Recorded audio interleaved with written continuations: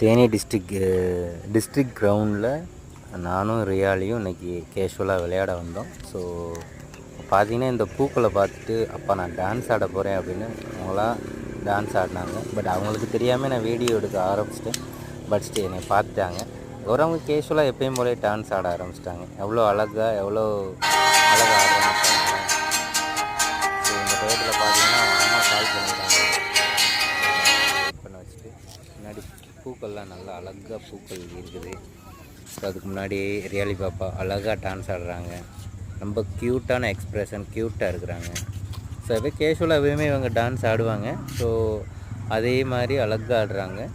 அவங்க நான் வீடியோ எடுக்கிறத அவங்க பார்க்கல. பட் அவங்க